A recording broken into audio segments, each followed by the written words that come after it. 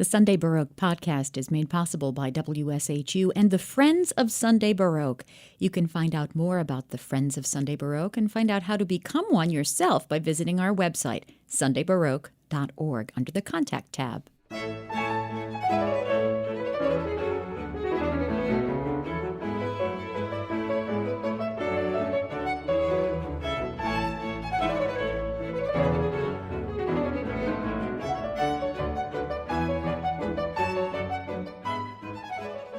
Musician Awadagin Pratt had a very busy childhood. He started learning piano at age 6, violin at age 9, and he was also a very serious tennis player as a teenager. And when the time came to choose which path to take, music won. Awadagin Pratt attended Peabody Conservatory of Music as both a piano and violin student and also earned a graduate diploma in conducting. In 1992, he won the Naumburg International Piano Competition, launching a far-reaching performing career and eventually a career as an assistant professor of piano at the University of Cincinnati College Conservatory of Music. Awadagin Pratt joined me to discuss his remarkable career as a musician. Thank you so much for being here. Thank you. Happy to be here.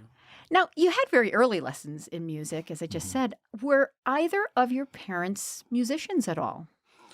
Not really. My father played the organ when he was a kid, but he loved classical music, and so that was the music that was in the home all the time. Mm-hmm. And you have a sibling who also was I have a sister who also played both piano and violin for a long time. So this was clearly very intentional and very serious on your parents' part to get you both involved in this? I believe that I expressed an interest in music and in conducting when I was young, and I think Leonard Bernstein was on television or something, and it was the only music in the home, so I liked it, and so I don't think my parents had any grand plan, and I don't know. I can't speak to my sister's motivations. It might have just been that her older brother was doing it and she wanted to do it too. But yeah, I don't know. That's really interesting. You've sort of touched on something that puts a light bulb on over my head because I also grew up in a household with parents who were music lovers but not musicians. Okay. And so I got, signed up for ballet lessons when I was very, very little. I started playing the flute at 8 and I'm sort of curious to know because we also pretty much only had classical music in the house, and I was almost isolated from the world of kind of any other music for a very long time, unlike my peers. So I'm curious, was that the experience you had as well? Yes, I knew very little. So my mother would, we had some blues LPs or something that she would play from time to time, but not that much of it, not that often. Right. And then it was when I went to college at University of Illinois. I started, and that's when I started to hear other kinds of music. So I listened to pop music a lot in the 80s. So that's when I went to school at 82. And it was about that. It held my interest for about that long, So after there are a few people that I came to appreciate, Prince and Sting, and couple others as kind of dimensional artists and musicians. But what also happened was that I had friends there was a big jazz program at Illinois, and so I had friends that were in all the bands and played in the jazz club and stuff like that. So I grew to have a deep and continuing love of jazz. Do you play any jazz? I don't. At that time, I knew a couple of the, very fine jazz pianists who turned out to be. And I had always thought that I would learn jazz. And then, I was busy doing these other things, and it's a completely different language. So it was a long time, where I said it would take me half as long as I've been playing the piano again to learn, to be fluent in this other language. So. Yeah. When we get this very squared off 90-degree angle kind of training as a classical musician, it really is different to look at music differently. Yeah. Yeah. So, what was your experience like as a young music student? Early experience. Did you really just take to the piano so easily that you knew music was your thing? And I'm curious to know also what prompted you to start playing violin a few years Mhm. later.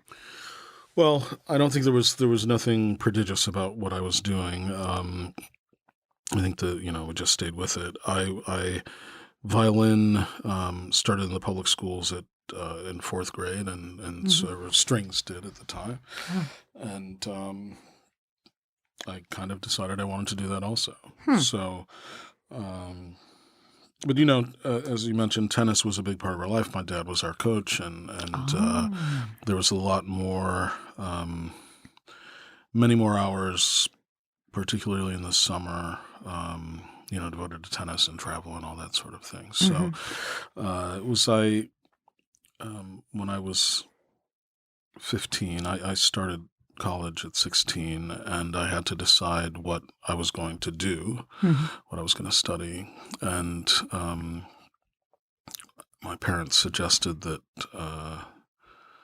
I think about the decision would sort of be what are you doing for the rest of your life in many ways. And I felt that if I didn't do any of the other things I was interested in during the course of a day, whatever. I did some writing and this and that and the other, that I would be totally fine if I didn't hit a tennis ball. But if I wasn't engaged with music, I wouldn't be okay. So that's what Oh. was the decision maker for me. Wow. Yeah. Wow. Have you ever questioned that? No, I don't think so. Yeah. No, I mean, it's um, uh, incredibly rich life. Hmm. The musical life, and dealing with composers in the past, and the way that we do. There's no. Um, it's infinite. Yeah. It Yeah. provides infinite interest and pleasure. Yeah. So Now, you started your college training at 16, is that yeah, right? So that's, on the one hand, you're pretty young freshman, yeah. but on the other hand, you were also highly accomplished despite being younger than probably most of your peers. What was that like? Was there I any was dissonance with that? I was not. I mean, as I say, there was. I played a concert. I think when I was 14 or 15 or something with my sister, we accompanied each other and played some chamber music and some solo stuff. But there was really no big. I was not, as I say, prodigious. And I started at Illinois. In fact, I didn't want to stop playing either instrument, but it worked out. Illinois didn't allow double majors, and my violin teacher in high school was friendly with the violin teacher at Illinois. I didn't go far from home because I was 16. It was 45 minutes away, and so I started at Illinois as a violin major, and I had and that teacher, it was Catherine Tate, taught at a place called Meadowmount in upstate New York. Big school for strings. She'd gone to Curtis and Juilliard, and so she had a studio full of people from all over the world. I grew up in this small town in Normal, Illinois, and everybody was from Bloomington Normal, and if there were, occasionally go to a regional competition or something like that, and there's some kids from Chicago, whatnot. But I mean, these students were literally from all over all over the United States, all over the world, and I was not. I was the worst freshman. So there was nothing auspicious about. I mean, I had a nice scholarship. I can say that. But and then I was taking piano lessons from a teaching assistant, a doctoral student who, from time to time would say, you really could be a piano major too. And there was no opportunity. Eventually, though, the school hired a Brazilian viola teacher, and he was a violinist, violin teacher, violin and viola, and his wife was a pianist, and they were sort of hired to teach at the big there was an academy, a music academy in Champaign, Illinois, and then they were brought on kind of as adjunct faculty, and that woman, Daisy de Luca Jaffe, agreed to teach me in her studio of piano majors. And so they were only there for a couple of years, but I studied with her. And then my last year at Illinois, I studied with Ian Hobson, who was on the piano faculty last year and a half or so. So, but then I didn't want to be at the University of Illinois. There were amazing faculty at the time. In every area, it was kind of a real, I don't want to say golden age, but I mean, there were terrific faculty across, so if I was accompanying somebody, with the clarinet studio, the flute studio was Alexander Murray, was the flute British guy. So every, faculty that I was in touch with was amazing, but the school kind of leaned towards music education, and there wasn't the same level of engagement with music with most of my peers. Passion, I guess, just so there were some. I had a few people, but I didn't know what was out there, but I knew there was more out there, and I wanted to. I didn't want to spend time getting a liberal arts education, so I applied to. And by then, I still wanted to be a double major, so I applied to Peabody, to New England Conservatory, and to Cleveland. And Cleveland accepted me as a pianist, not a violinist. New England took me as a violinist, not as a pianist, and Peabody took me as both. So I think there would have been a nice situation in Cleveland. They were trying to get some conducting and stuff going, but I really also I felt like I wanted to be on the East Coast, so I went to Peabody. Mm-hmm. And certainly no slouch of a school. Yeah, Peabody was a great school. Yeah. And when you went to Peabody, you also got a graduate diploma in conducting. So what's that all about? What got you interested in conducting too? Well, I started taking conducting courses when I was at Illinois, and that had been my original kind of passion. So I did the courses at Illinois, which were I don't know the best way to characterize those, but I got to Peabody and. I met with the conducting, there was none of the schools, and probably still now have undergraduate conducting programs. There are, it's always graduate programs. But I met with the conducting professor, Frederick Prausnitz, and he agreed that I could be a minor. I think it was a conducting minor I was getting a certificate in piano and violin. So for the second and third years of that, I was a conducting minor. And then when I went into the artist diploma program in piano, he accepted me into the graduate performance diploma program for conducting. So I was doing the last 3 years there, I was doing those things. Wow. Yeah. You have trouble picking what you want to do. Yeah, You have so many broad sort of, interests and sort of. passions. It's great. It's great. It's been lively. And one of your recordings is live from South Africa, and that was recorded in Cape Town. Would you talk a little bit about how that project came about and what it was like to make that CD? Yeah, well, it was very, very interesting. The idea came from, I think it was from my record producer, but probably together with the record company, which was EMI, which, was at a time when that was a thing. Yeah, right. And it was just after apartheid had ended. And so, I think the record company was looking at it, probably exclusively as a marketing thing. And I think my producer wanted to do a live album. So, it was organized. It was interesting to be there. I've been several times since. I think it remains a complicated place and a place that has not. It was impossible in many ways for it to live up to its potential, but I don't think it has. I met. It was interestingly. The first day I arrived, I was jet lagged. I was asleep at I don't know what hour of the afternoon or morning, what time when the call came, and it was from a guy at the U.S. consulate, and he said that he belonged to this church where Desmond Tutu, I forget the name of this service, was a ecumenical service or something like this. I can't remember. But that he did a service, at 7 a.m., and it was small, and I could, meet him. And I was so out of it that I said, let me, because it was 7 a.m. the next morning, something. I said, let me get back to you. I just got here. I'm not sure. And then I fell back asleep, and I woke up. I'm like, wait a minute.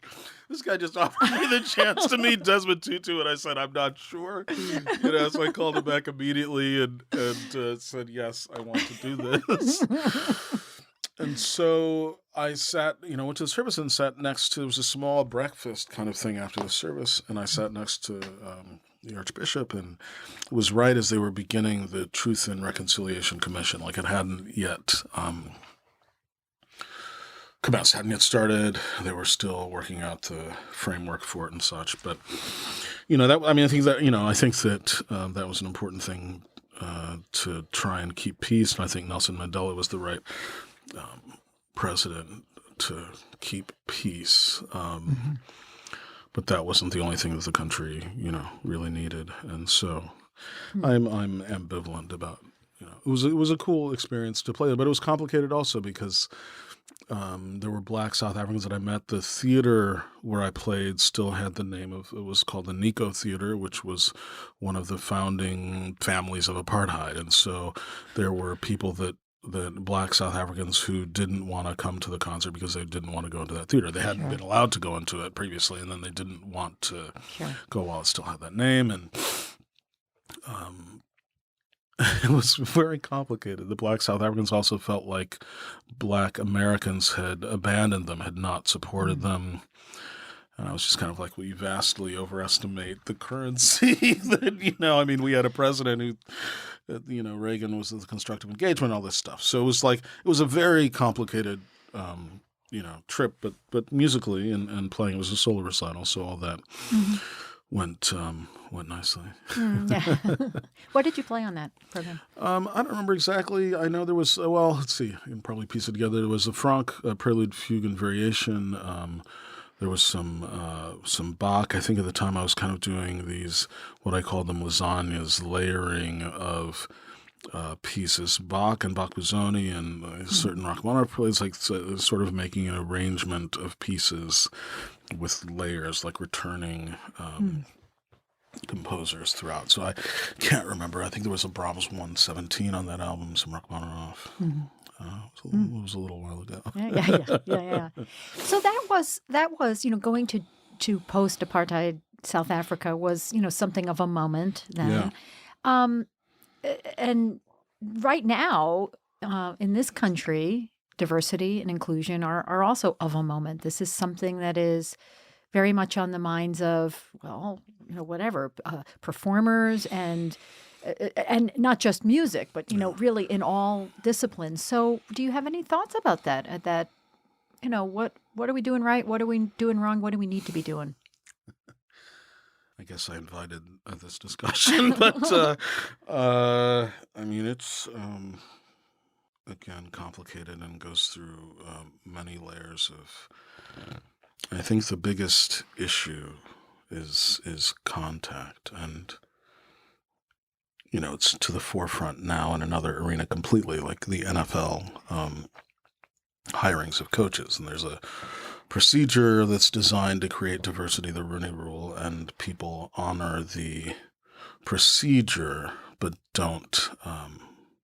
The number of minority coaches has declined, even as they're having the ones that are there have great success. And so it's but the owners and general managers, essentially, I just say they don't know Black people.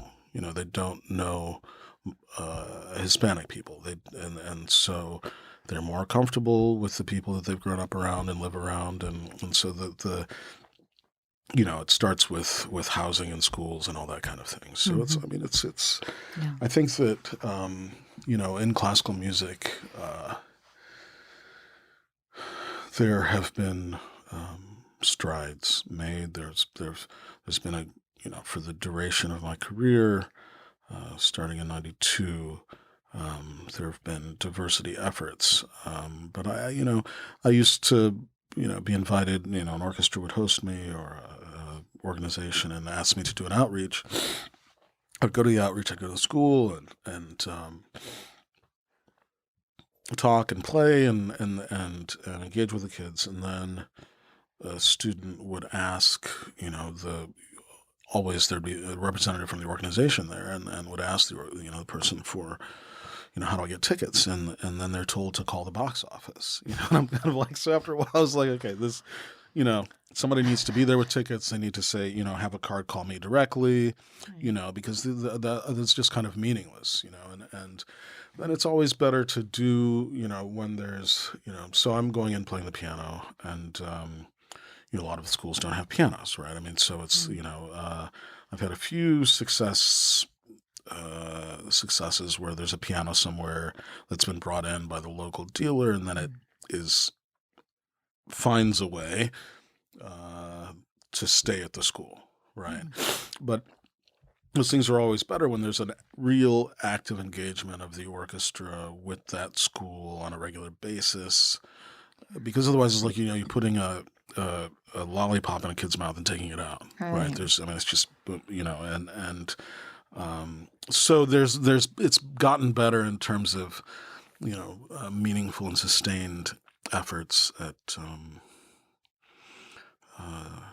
but it all starts from the youngest stages, in terms of real impact, both directions. Sure. So you're a teacher now, a mentor to a lot of young aspiring musicians. What kind of advice do you give them about their paths to a career? How do you help them sort through all of these passions and things and make good choices for themselves? It has gotten, I've been here now for 15 years. This is year 16, I think, and it has changed. I think it's changed. Back when I started, it was still possible, I think, in the first few years, if somebody won the right thing, to kind of have a kind of breakthrough. But I mean, the moment that the whole system broke down with record companies and all that stuff, that just changed the landscape. Everything changed at a certain point. And the whole social media possibilities of people starting a career essentially through social media is something that didn't exist, and is wonderful, and opens up even more possibilities for people. But people have to, I think students have to know, be really clear about their goals, about who they are, what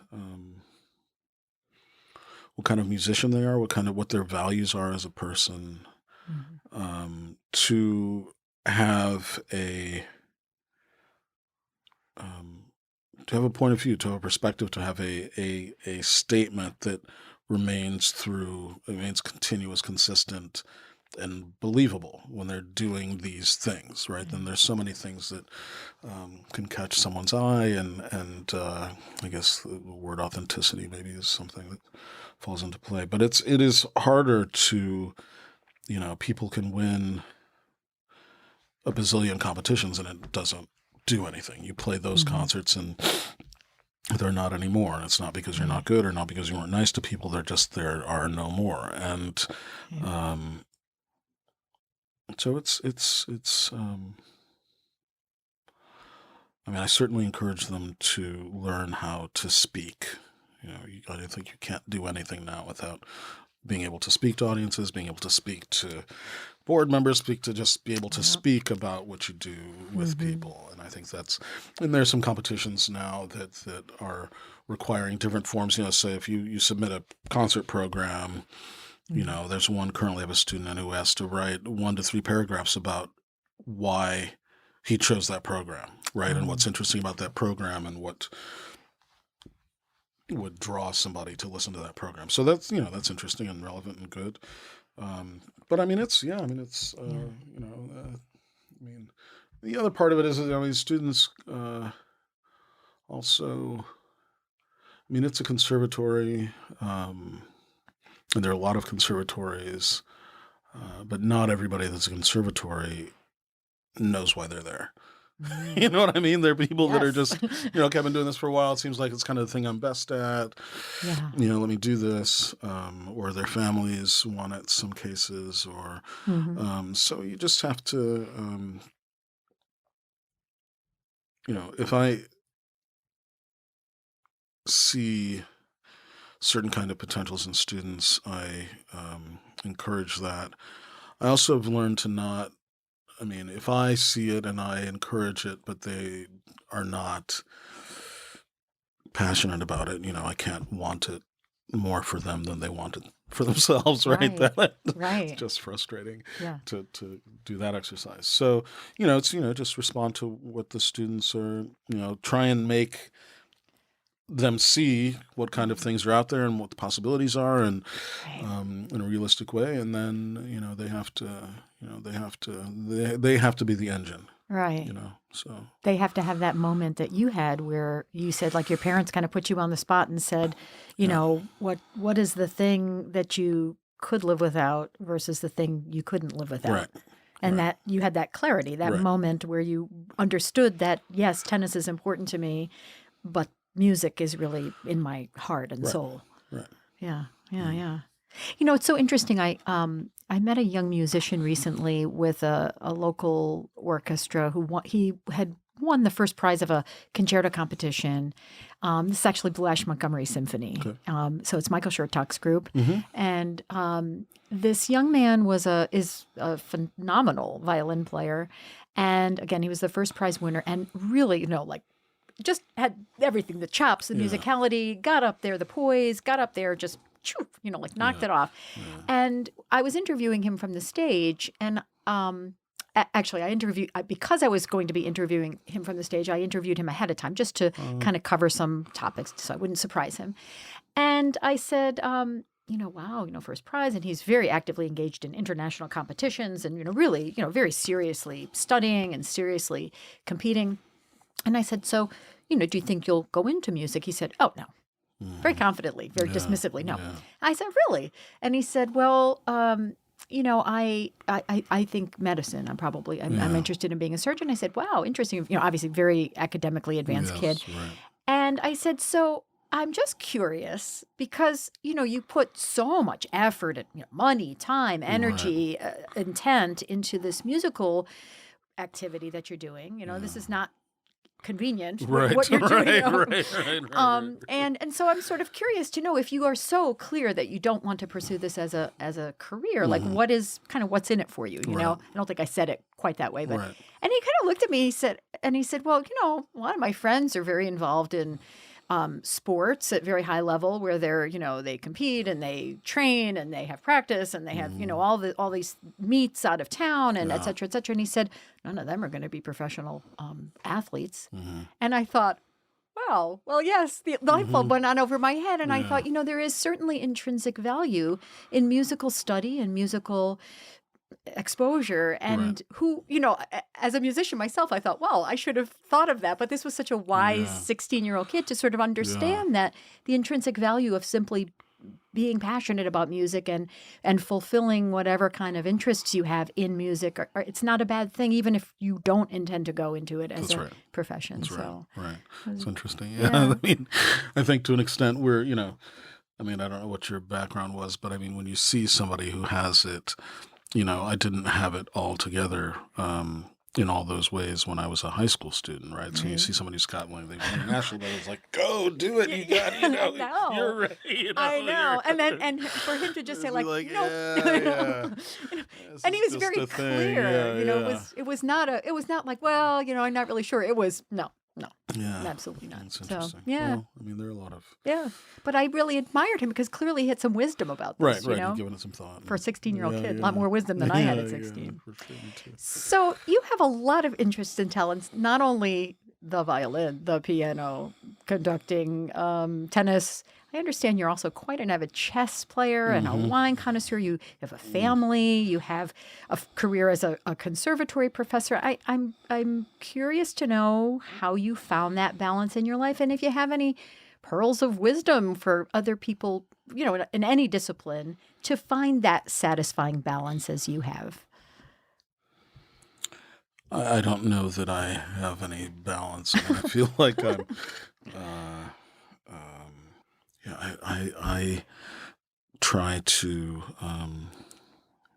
I've got all these things that I do and that I'm interested in, and I try to honor them all, and make some difficult choices here and there. But I certainly, I think I'm managing fine, but I certainly don't have any answers or wisdom to share. I think Okay. we all have got our, different, every, it's like, or when I won Naumburg and I started playing all these concerts, and, you go from playing 2 concerts with 3 student recitals in a year or something to playing 30, 40, 50 concerts. And I thought, my goodness, I wish that, one of my teachers had said something, so Mm-hmm. not all, the only one who'd probably experienced something like that was probably Fleischer, right? He played, had a Right. full-on career as a pianist, performing pianist. I'm like, but I mean, there were other people that, that were close enough to it, and I'm like, why didn't anybody Sure. say, this or that or the other? And then the further that I got into it, I realized that everybody. I mean, there would be nothing for them to tell me. They'd say, okay, you need to be consistent. Um, Mm-hmm. it's probably the biggest piece of advice or something, but everybody's situation is different. Mm-hmm. Everybody's how someone adjusts to travel, how people adjust to different instruments. Right. Everything is different for everybody. So it's funny Right. because as many things are the same about sort of the general human condition, like how we respond to things is different, and the advice would have to be different. Sure. Would have to be tailored to the person. Sure. So. Sure. Okay. So, no, fair enough. Fair enough. I kind of hit you with that one. Yeah. So tell me, what kind of projects do you have coming up? Do you have a wish list? Do you have any more CDs on the horizon, What was the first thing? Do I please? have a what? Do you have a wish A wish list of list of things, CDs some on horizon. projects coming up? So there's a big project coming up that I'm in partnership with Mark Rabideau, who's at 21CM at DePaul University, Mhm. who's was my classmate at University of Illinois. Oh, We raised a lot of havoc on the campus there together. And I've commissioned 7 composers oh,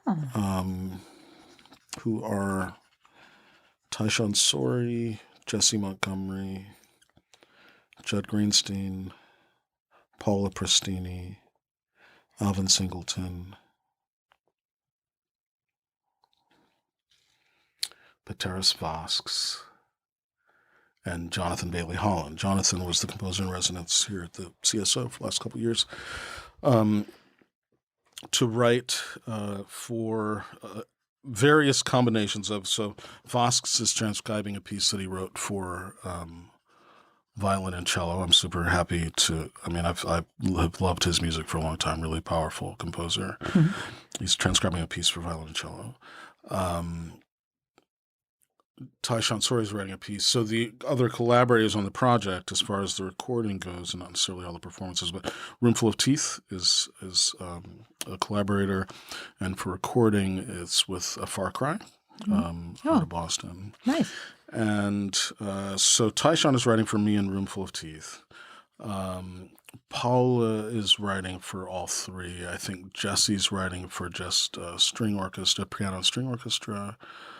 Jonathan's writing for all 3. Judd is writing for all 3. Who am I forgetting? It's always I get to 6 and I'm like 7. I can't remember, but anyway. So this is the first scores start coming in April. Mm-hmm. I think April and June, and then the last one comes in January of 2022. Mm-hmm. So we're planning.